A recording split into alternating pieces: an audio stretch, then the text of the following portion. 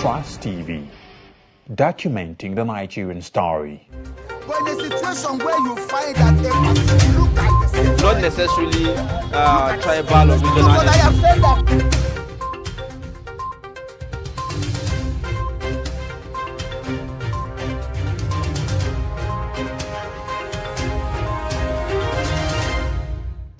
Welcome back to Daybreak on Trust TV. We'll now jump straight into the newspaper headlines this morning, and we'll start with Daily Trust newspaper. And of course, it goes with this headline. It reads, FG records 5.33 trillion deficit, missed revenue target by 34%. And goes with these riders. Say oil revenue target dips by 72.9%. To convert 20 trillion CBN loans to 40-year bond, and subsidy hampering revenue growth, says Finance Minister.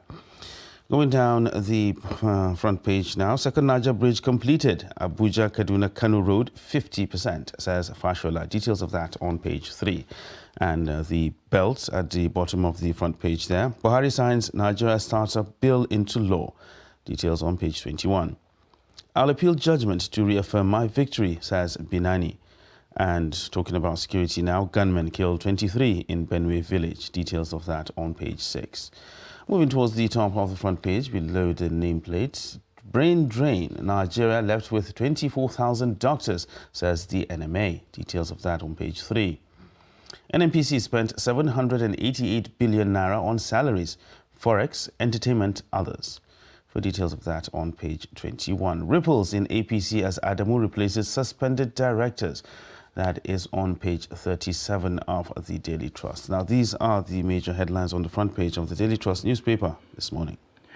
We'll move on to the Punch newspaper this morning with quite a number of offerings on the front page. With the major one is staying with the PDP crisis. Aggrieved NWC members protest exclusion from presidential campaign. You'll find the details of that story on page 2 with the riders. National Women Leader write protest letter. Vice Chairman Chieftains lament. There is a deliberate attempt to sideline Southerners, claim Bode George. Wike Otom Makinde orders not bigger than party, says pro-IU NWC members. And you'll find very conspicuous there pictures of NEMA training corps members on disaster management on the front pages with some demonstration exercise there. To other stories on the front page, that's a belt there at the top of the paper, which reads, Nigerian students, dependents contribute £1.9 billion to UK. That's according to a report on page 19.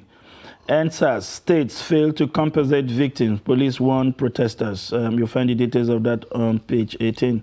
FG record over 5 trillion deficit in 8 months. Telcos fumes as FG orders tariff hike reversal. You'll find the details of that on page 17. And moving on, we have Ekiti Speaker dies of cardiac arrest as Governor mourns.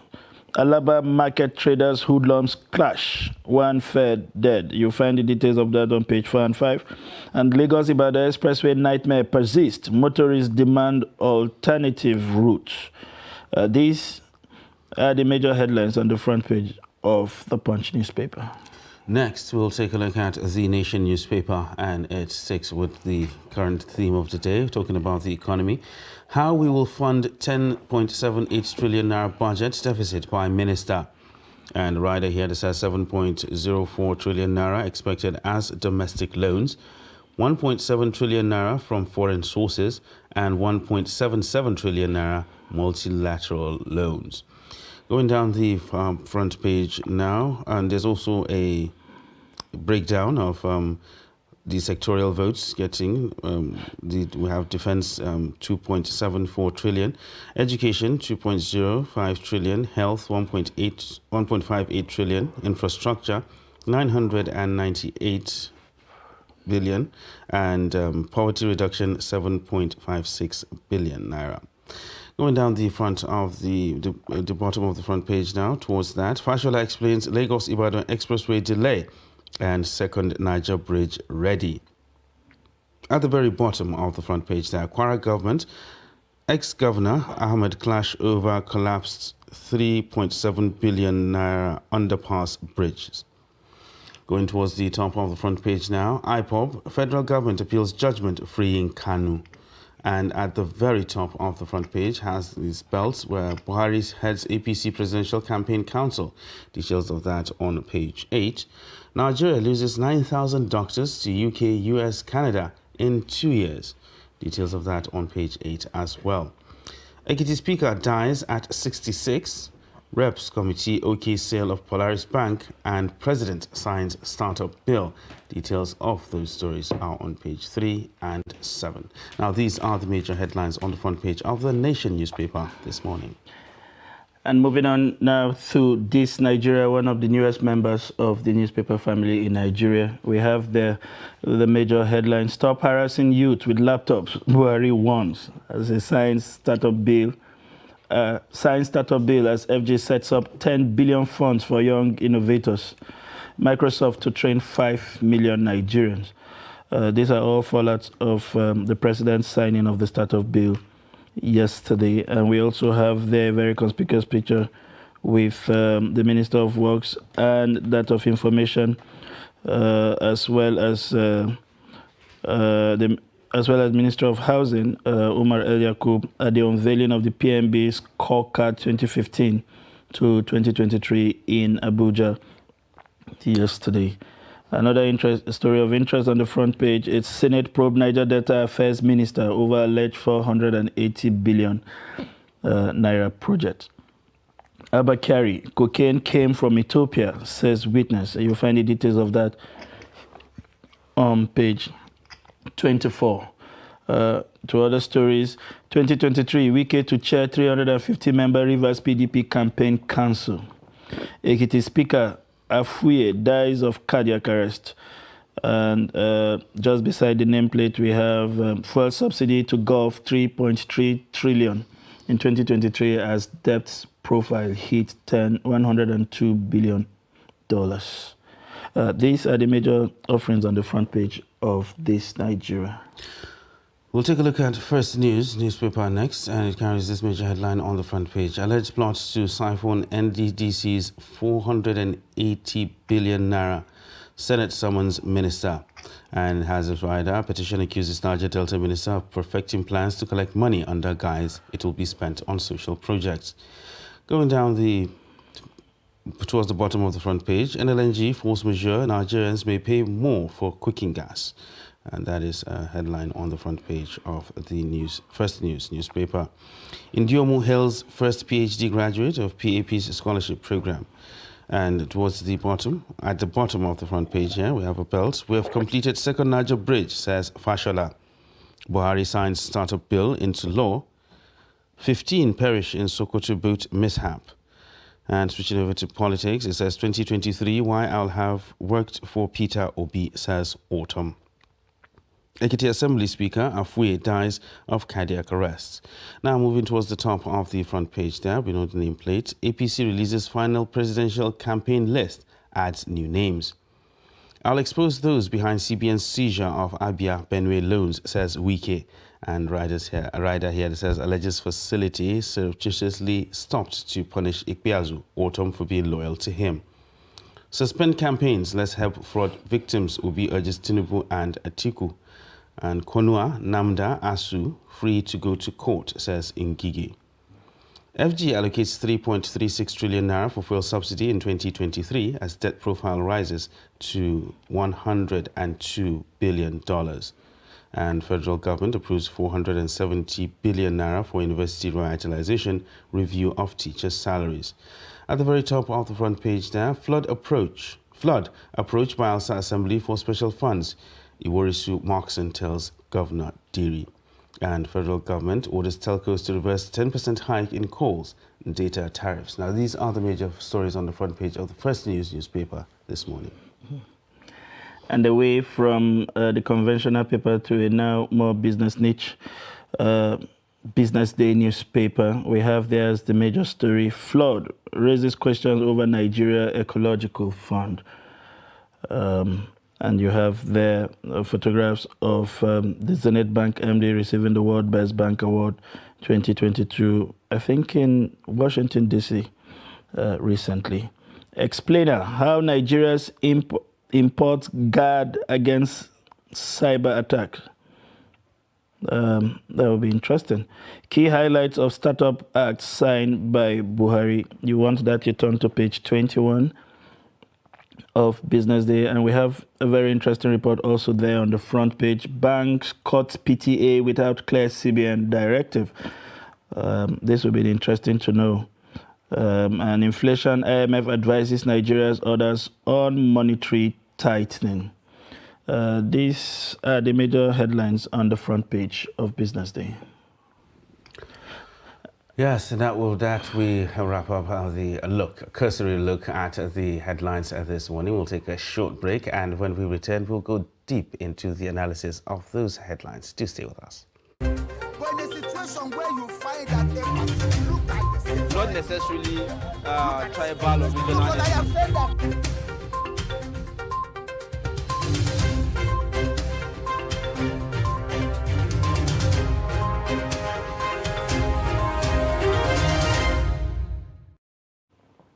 Welcome back. If you're just joining us, it's Daybreak on Trust Television. It's that time of the program where we bring you deep insight into the issues that made it to the front page of the major newspapers in the country. And we have, as usual, in the studio with us to do justice to the front pages, the editor-in-chief of Dateline newspaper, Malam Nasrullah, in the studio with us this morning. Good morning. Good morning. And thanks for making it to the studio as always. Thank you. Good morning. We appreciate the amount of sacrifice that goes into your appearing here. Editor-in-chief are really very busy people. Yeah. A number of activities on the polity yesterday, but more interestingly is the budget explainer that is coming a couple of days after the president's presentation at the National Assembly. And at that conversation yesterday, the finance minister revealed quite a number of things that I think should worry every discerning Nigerian, especially, the deficit that just keeps spiraling. And yesterday she was telling us we have even overshot the mark, following our own projection with regards to debt service. She talked about plans to convert the free cash they sort of got from the CBN to a 40-year load. I feel it's a way of just spreading it out of their books completely. And she confessed that subsidy was a major, the payment of subsidy was a major hamper for revenue growth, especially given that the NNPC is not remitting anything to the post right now. What do you make of some of the revelations that came out of that explainer yesterday? Well, I think this is something that many Nigerians actually know, even without the minister coming out to say it. But now that she's coming out to say it, it's like, making it official so that maybe all the stakeholders can use it to decide what they do going ahead. But what I find confusing or unusual rather is the fact that if you look at the front page of Daily Trust, we have a story of NNPC, spending 788 billion naira on salaries, forex, entertainment. And this is an institution that has not been, contributing to the public pulse. And they are spending this huge amount. And then here we are battling to even get the money that we will be spending because we have not been making enough from our revenue sources. Even by the minister's account, we are like only 66 or so percent, and we have only 4 months to go. That's for the 2022 to actually come to an end. And then here we are already talking about the fact that we have 5.3 trillion deficit. So only God knows what will happen between now and the end of the year.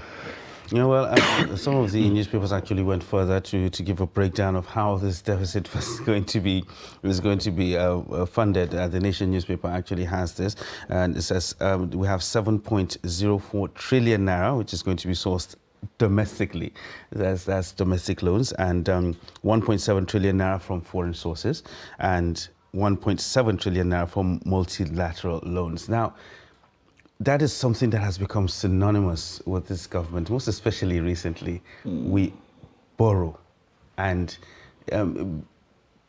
a while back it was something a bit unusual because there's some fanfare even associated with government going to receive loans from other places and other sources, but now it has become so commonplace. How good or bad is that for our economy? Well, the lenders are also paying attention to the developments in the country. They are saying right now we are actually battling to even service the debts that we already have. And this will, go a long way in helping them to decide whether they will even give us the amount that we're looking for. Because right now what we are projecting is to be able to get it, maybe from external sources and then locally. Locally, maybe some people may want to surrender what they have because there are so many people that actually have not been using their bank balance if you go by the statistics that the official sources are actually churning out. But like you said, the lenders are paying attention, and it will certainly affect our ability to even source the loans, because what have we been doing with all the amounts that we have been receiving? We have not been able to slash down on, to cut down on our unnecessary spendings, if you like.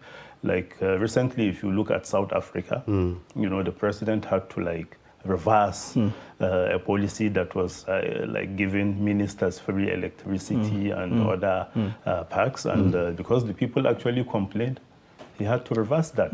I think it's high time for Nigeria also to begin to look inwards. What our officials are going away with, honestly, they can do with much less. And I think the government should pay attention to that. Talking about paying attention, like you rightly mentioned, it appears that the government sources do everything possible to accommodate their comforts in these documents every other year. And every time we talk about budget cuts, they go to things that don't impact sufficiently on the size of our budget. And one thing that should worry people is when the government said they will borrow 60% from the local sources. That would mean government competing for funds with private businesses who themselves are finding it extremely difficult to borrow abroad because of the same government sovereign rating, of its ballooning response. Because at the end of the day, all payments will be made out of our external reserves.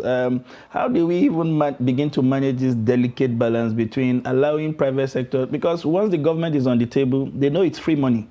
They don't have to do any due diligence. The worst case is government will print extra naira and pay back. How do we balance allowing the private sector to breed and find the fundings they need to grow versus funding government public expenditures in the light of this revelation?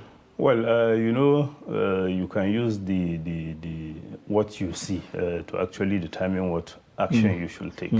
Right now, if you look at all the private institutions that we have, those that are actually contributing to the economy in a major way, like all the foreign airlines, for instance, if you look at it, they find it difficult to ever repatriate the money that they make. And here you are coming, like you said, trying to compete with them for the little resources that is available in the country. Honestly, it's going to affect so many businesses. Already, I saw a report, was it yesterday or so, saying that so many banks are actually casualizing some of their workers. Some are actually sacking them outright. And then what do they do in return?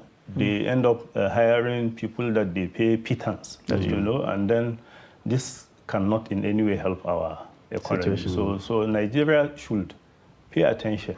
What is happening actually is capable of leaving us with negative growth. And this shouldn't be what we are doing at the moment. All right. So one of the stories that actually made rounds today was the signing of the startup bill into law by the president.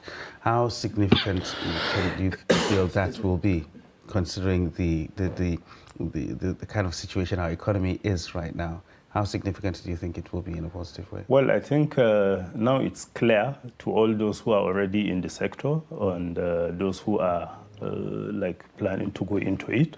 There is now a clear-cut policy by the government. There is a law to back so many things, because even the president was actually saying that the security agents, should not harass people harassing people with laptops, because sometimes when they see you with laptop, the first thing that comes to their mind is probably internet fraud and what have you. But that shouldn't be the case. A lot of things are actually happening. So many things. If you look at so many like apps that are now making waves, so many Nigerians are behind it. So many Nigerians actually need this law to be able to strengthen, go forward and strengthen what they have already started. And the fact that they require like all the startups, to register as such, and then to be able to access some money, I think it's a very good initiative. Yeah, because on page 21 of Daily Trust, we actually have it that the federal government has set aside 10 billion naira. That's investment for young innovators to actually help with the startup. So this is a very good initiative, because going forward, like we all know, government alone cannot provide jobs for the people. The best way to go is actually to help and encourage our entrepreneurs and what have you, for them to be able to like key in and be able to take some of the pressure off the government in providing jobs, and then be able to remain self-reliant without necessary recourse to the government. A lot of interesting activities in our polity this morning. I hope we find the time to touch at least on a number of very interesting, but we would be Chris carpeting, if that's the right word. I don't know if that the political balance have completely hijacked the use of the word Chris carpeting. Yeah. But I find this story on Business Day, if our producers will share the front pages of Business Day with our viewers at home, I find the major story interesting. Flood raised questions over Nigeria's ecological fund. We set up that fund to be able to, in the face of revelations over 10, 15, 20 years ago that climate change is imminent, these are the kind of disasters that will become prone to. But it appears that fund has been reduced to providing mats and biscuits and buckets to people after they have been displaced, rather than using a contingent part of the fund to actually fight or put infrastructures in place that will prevent the magnitude of disaster that we have seen between 2012 and today, whether it is landslides, off-seasons, or it is the opening of the Labdo Dam, when there are no disasters that wash off farmlands from Adamawa to Taraba. Do we seem to have completely neglected the laudable objectives of setting up that ecological fund? Well, I think so, because somehow the ecological fund has now been politicized. For states to even access it, sometimes you have to be in the good books of the authorities. And then when you succeed in getting it, what do you do with it? So many state governments have actually been using it as free money, and they are not like using it to do what they are supposed to do with it. If you look at, sometimes when we talk about ecological fund, actually the first thing that comes to mind for so many people is all this environmental degradation and what have you. But floods are also part of it. So now that we are being challenged by floods, where are the ecological funds? This is the right time for us to actually apply them, to deploy them to do what is necessary. You even mentioned providing mats, biscuits, and what have you. That's when the disaster happens. In the absence of that disaster, nothing will happen. So you won't even see anything. And then the money will not be there. Will be depleted. So where are we taking all the money to? Like I said, so many people are actually treating it as free money. We don't use it to actually prepare for the rainy day, which will come in any case. And so the National Assembly, the lawmakers, should ask questions. Where are we taking all this money to? Because they have a responsibility to actually do that. I don't want to be one of those who think they're also part of the issue. Once they are settled, they look the other way. I don't want to believe that. This is a responsibility for them to do, to actually follow the money and see where they are being used. Well, sometimes the major cause for concern, I think, I actually have is we had incidents like this in 2012. Something like this happened. There was a lot of rancor about it. We had discussions like this about what happened in 2012. In the aftermath of that, we're going to probe this, we're going to probe that. This is what we need to do. This is what we need to do. Unfortunately, nothing was done. At the beginning of this season, NIMET issued a warning that there could be a flood.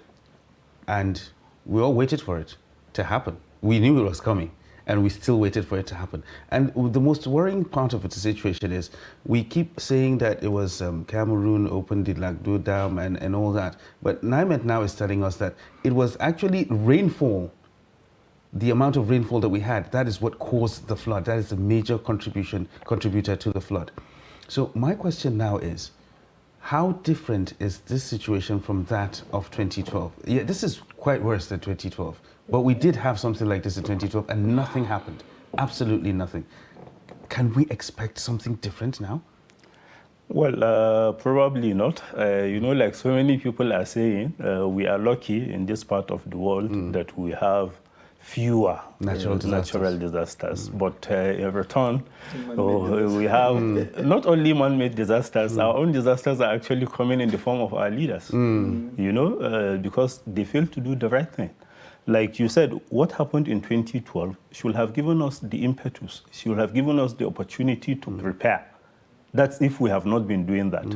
But it happened, and then we just pretended as if nothing happened. And then now that we are faced with a situation that is almost similar, we are nowhere to be, we are not doing what we are supposed to do because we have not been planning. We have not been using all the indices, that are being churned out by our own agencies to be able to plan for the future. Then what value are all these statistics and what have you that we keep bombarding the newspapers with? Yeah. Unfortunately, I think it was Professor Epiphany Azingi, I recall, that said if you have a certificate and you don't apply it, it's as good as not having this. You are not different from the illiterate anyways. It's painful. We are now seeing fresh revelations from NEMA that over 4,000, in fact 4,885 Ogun houses have been submerged. And in that same revelation, the federal government absolves Cameroon, which pays credence to what Ibrahim said. But moving away slightly from that story, it's another headline which we missed on the front pages of The Punch. If our producers can share that front page with our viewers at home, just by beside the nameplates, we have this story on page 17. Kogi drags Dangote to court over Obajana ownership. I would like to get your thoughts on this, not necessarily as it concerns Obajana, but we have been seeing what is now becoming a recurring decimal in Kogi State, taking on multinationals over very controversial issues. It appears the Kogi State government is sort of self-indicting because it comes up with half records and then these people release a record that seems to counter your position. What sense do you make of what has become a bolekaja, if you know that word, in Lagos, kind of approach between a civil authority and a registered business in a state? What do you make of all of this, what appears like hostility between the two? Well, and if you look at it, we keep talking about attracting foreign investors, to come and invest in Nigeria so that Nigeria will benefit. But right now, even the ones that we have locally, we keep mouthing ease of doing business and what have you. But then here you are, a a constituted authority actually becoming the stumbling block for somebody to be able to do his business. And this business, if you know the amount of people that are actually employed, that are having their means of livelihood from this same plant that you are now trying to frustrate, honestly, maybe the government will have a change of mind. But I respect what the federal government did, that's the Security Council, when they came up with the fact that no, the plant should be open, and then maybe negotiation should continue. Because right now we cannot do with more unemployed people. When the prices of cement rising. Exactly. Yes. And then see what happened, because they are also related. The Kogi State House of Assembly summoned the Boa. Exactly, concerning. And then what did he do in return? He said, okay, take your I'm land. no longer interested in it. Yeah. Because one, there is a security challenge there, and then our feasibility studies even showed that the place.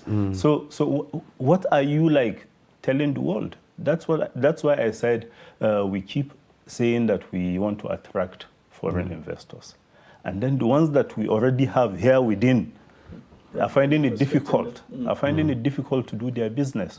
So I think people should find a way of reaching out to the Kogi State Governor.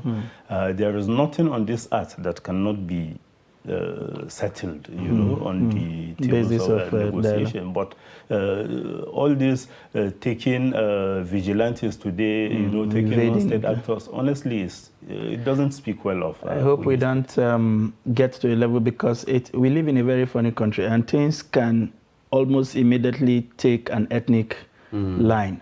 I hope we don't get to a point where states will begin to feel like you are targeting our sons and daughters who have invested in your place. We will now begin to you know, at the time, we saw that in our polity when state governors started sacking non-indigens in their books, a number that is almost negligible. And the state started repatriating by also taking out their citizens. So I hope we don't degenerate to that level where the state will begin to say, okay, if you begin to target our own sons and daughters doing business, let us also look for your businesses and hit them back. Like you rightly mentioned, as a people and as a country, we will be the worst hit. These guys can afford to shut down this business and live well for the rest of their natural life. Exactly. Looking at the inside page on Daily Trust, which is a tradition we'll be bringing you regularly going forward, so that sometimes they accuse editors like him of assigning relevance to certain stories that may not necessarily be what the readers at home may be interested in. And so we are now self-rightening consciously by also looking into the inside pages, just to also give you the impression that whatever the page, the issues are important, because whatever makes it to the paper generally is just about 20% of the volume of materials that is received in the news. So sieving is actually a difficult responsibility, and they should be forgiven. But we are looking at letters to the editor. You'll find that on page 18 of Daily Trust. And there is a major concern here, which borders on food security. And the writer is saying food security is a major problem in Nigeria. The last time it was the insurgency that stopped farmers from accessing their lands and all. The government has done creditably well by pushing back on the insurgency. But just about when we should be recovering, now for the flood that's ravaged most of it, should we be worried, you know, in the face of inflation and all, about food security and what it portends for Nigerians in the coming season? Certainly, we should be worried. You know, the impact may not be felt right now. Maybe it will take some months because we are supposed to have silos, you know, where we keep grains for the rainy day and things like that. But most of these silos, if you go, they're empty. There is nothing in there. So, like the writer said, honestly, the government should pay attention to that, because when you don't have what to eat, nothing that's else the matters. recipe For disaster. For disaster, because you can do whatever just to be able to have what to eat. That's why if you go to our markets and see some of the things that people actually steal, you will know that this is actually, as a result of hunger and then maybe lack. Certainly not because they want to make money. Because how do you go to the shop of maybe someone, and then before you know it, you know when he looks one way, and then you pick a biscuit or something. Or a loaf of bread. That shows you that honestly people are finding it difficult to even get what to eat. And then with flood and then the insurgency, I think this is a deadly combination, and the government should pay attention. Well, with the culture that we actually have, which is something that we alluded to when we talked about the flood. I mean, like, we saw it coming, we didn't do anything. We're seeing this coming now. What should we do? Well, the government, like I said, we are having silos all over the place, for us to be saving grains and other food items. But unfortunately, we said most of these silos are empty. So that's what I am actually trying to say. We need to find a way of restocking them, and then also helping the people, because so many people have now been affected to the extent that they may not be able to recover on their own. So the government should actually come in to see how they can help our smallholder farmers, all the people that are actually living at the margins, to be able to sustain their lives. We are wrapping, winding down. So away from some of the issues around the polity, the Daily Trust front page also has a story on how brain drain Nigeria is left to 24,000 doctors. I think in another paper we reviewed, it actually captured that we had lost about 6,000 or 7,000. 9,000 doctors. And in the face of that, I think it's a current minister that said we have too many doctors, some should even take to tailoring. And even though when we show up at the public hospitals, we seldom have opportunities to see these doctors, because the number of doctors, the ratio per citizen it's crazily underwhelming, and we're losing some of this finance. And are we really, has it come to a point where we seem to realize how much damage we are inflicting on ourselves? Because some of these doctors even go to countries where they take less than the conditions of service that are far less than, I mean, they live here with 12, 13 years of work experience, and they show up there and they are willing to take anything just to get away. Do we really understand that we are self-destructing at all as a country and as a people? Well, the worst thing that can actually happen to a man is to be unsure of his fate. So many of our doctors actually don't know what the government will do the next minute. So they find it easy to relocate abroad, where they find some stability. And predictability. Because recently, I think on a channel called TLC, a Nigerian doctor was shown. I think he's a dermatologist, if I can still remember. Dr. Sanusi Umar. He's been celebrated all over the place. But here we are. Even the few ones that we have, we are not doing what we are supposed to do with them. See what happened during the COVID-19 problem. Countries sending our people couldn't even travel out, including our leaders. I thought they would have used that opportunity to be able to do what is right within the country, so that anytime we are faced with pandemic of such nature, we can do all the things that we want to do locally without feeling the need to go outside. But no, it has happened, and then we're treating it as if it never happened. And sometimes we will pay huge amount of money to go to Dubai, to go to Thailand, India, and then before you know it, you will be treated by a Nigerian doctor there. So what does that tell you? If you had done your homework, probably he would have been treating you somewhere in Gwarimpa, or, been way cheaper for you. Way cheaper, and even the country will have earned more, because see Cuba. Cuba is not like one of the richest countries you have in the world, but when it comes to the issue of healthcare, you know, they are a force to reckon with. True. And that wouldn't have happened by accident.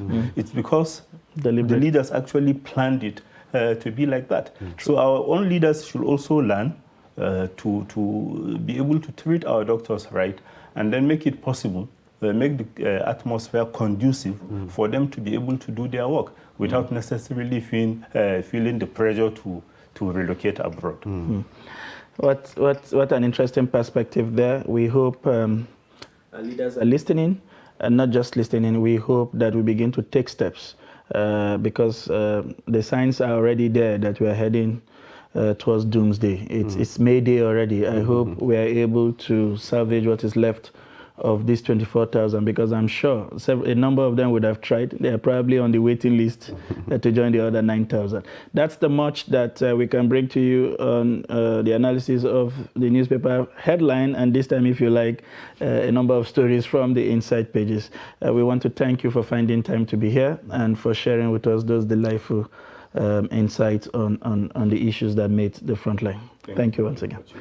We will take a short breather, and we would return at the top of the hour to serve you more from Daybreak. Please stay with us. Trust TV, documenting the Nigerian story. But in a situation where you find that a person look like the same, Not necessarily tribal or regional. but I have said that